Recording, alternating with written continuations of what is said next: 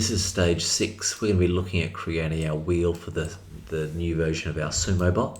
We can see we've got everything else kind of in place, looking good at the moment.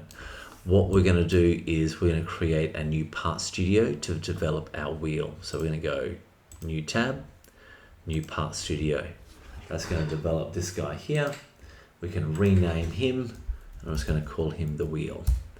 All right, so the way we're going to do this is we're going to be using the Revolve to create this. We're going to have to look at some of the details that we have in our assembly, so the dimension of that axle and what needs to attach. But we're going to start by going on to the, let's go the right-hand side, and to go normal 2. So what we're going to be doing is we're going to be drawing half the profile that we can then revolve around to make the whole wheel. So we're going to start by creating our circle in the middle. Let's make that about 7 mils wide, and I'm going to make it 10 high, and we can always then adjust this from there. From here, what we want to do is we're going to make how wide the wheel is going to be. So I'm going to come over here, and we're going to make that about half of 52. So we can always do maths in here as well. 52 divided by 2 gives me my formula of 26. I'm going to keep that at 3 mils is perfect. So now the basis, actually I'm going to change that. Let's go 2. Make that a little bit finer, and then add another piece over the top. So 2 mils thick, and I'm going to make the dimension from that top to there 4. Okay, so that's kind of the profile we're going for, and we'll see what we need to adjust as we go. But what I'm going to do is we're going to trim just a couple of those lines out, make it easier. So now with the Revolve, it's going to ask us what we want to do, and then the axis. So I'm going to go that center one, and we can see it's spun that round nicely for us. Okay, so I'm going to tick on that. The next thing I'm going to do is I'm going to create a sketch on that front face. And what this is going to do is, this is where we're going to create our axles and just make it look more like a wheel instead of being thick, and add the D slot to be able to attach. So let's have a look at what we have here. So we've got a radius of 1.95, and if I have a look at that line there, 2.608. So we can sort of create that D shape in the middle to be able to cut out. So we're going to start with a circle in the middle. Now I'm going to make this 4.2 because when we 3D print we need a little bit of play on the printers. I found that 0.2 gives us a little bit of space through that, which is helpful. So the other thing I'm going to add in here is that line. And because I've changed the size of that, it won't give us. So if I select from that to that, intersection angle 41.962. Let's see if that gives us anything helpful. In real life, we can actually measure from the outside to that side. So it's not gonna let me do that on here. We might need to have a play with it once we get it in place. Okay, so I've got that there. I'm just going to leave him as a, and we'll see what we get from there. But what also I'm going to do here is I'm going to make a little shape.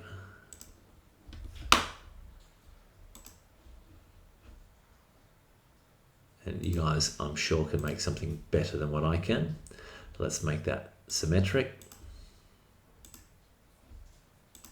On that, I'm going to go D dimensions so that is, well, let's just go a circle around the outside. And I want that to be about 45, so we've got a little bit of space. And then a circle around the middle. Let's make that 10. All right, so now we've got that in place. Let's go a dimension from there to there. Let's make him 1. Make that 7. So now I've got this here. What I'm going to do is I'm going to revolve that pattern. So I'm going to choose those lines,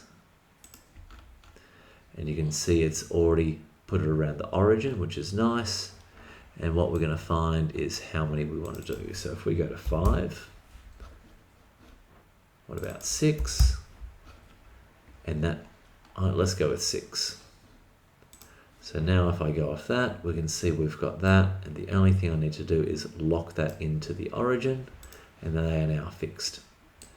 What we're going to do here is I'm going to go Shift E, and we're going to cut those off.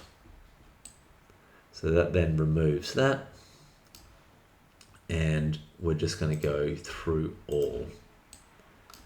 And I'm going to make sure I hold on to that and go tick. So now that gives me my wheel. We can see that first one I probably made a bit too wide. So let's bring that in a little bit. So that there, that's 7. Let's go into just 4 and see how that goes. That looks better. So now we've got our wheel. I've left this side completely flat because that's the side that's going to be sitting on the printer.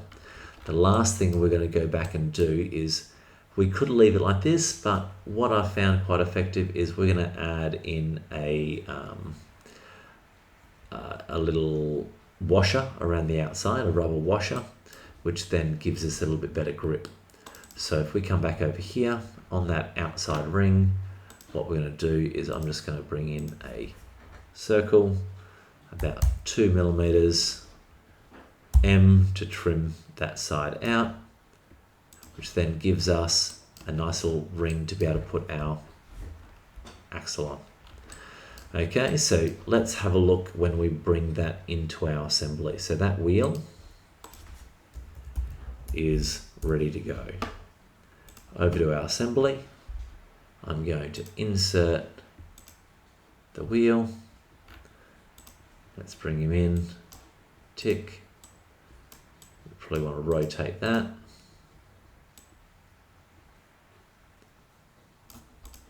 And then let's go to a mate and see how that goes. M, we probably want the center of that with the face of that. And if we have a look, I need to bring that line a little bit further up. So if we go and edit in context, and that mate probably isn't quite exactly in the middle, is it? We can see that's jumped off, so let's remove that, because we want to be able to get that circle concentric. So let's try that again. That one and that one. And we're going to bring that out now. So on the Z, about there should be good. So if we have a look, that gives us what we need. That looks better in terms of the space, and I just need to adjust that line. So let's go back into editing context, edit that sketch, oh, not that sketch, that sketch, and we're going to bring him up about there. So we can see that that is just off from there, and let's make that 0.2 off that. And that should give us a nice little bit of play on that. So now we go to the assembly. That should 3D print nicely to be able to fit on. So I'm going to repeat that on the other side. So I'm going to select that, Control C, Control V, gives me a second wheel. And we're going to rotate that.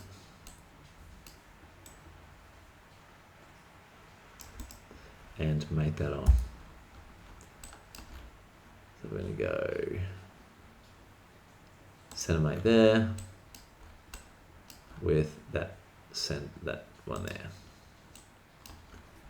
And we go tick, and we are in action. So now we've got everything almost there. We just need to add in the last one there, and then we'll do some of our drawings in DXFs to be able to do that. So with these ones here, to export those, we need to have, we can either do it from here, or we can do it in the Part Studio, but we right click on the part and we hit export. When we get that part, step is the nicest way. We can use STLs, but I find step works beautifully. Give it an appropriate name, export, and that's what we can then slice to then 3D print. So you'd hit export and you'll see him go through, and it will pop up in the corner when he's ready to go. So now that we've got our wheel finished, let's go and create our version. Version 6, stage 6, wheel, create.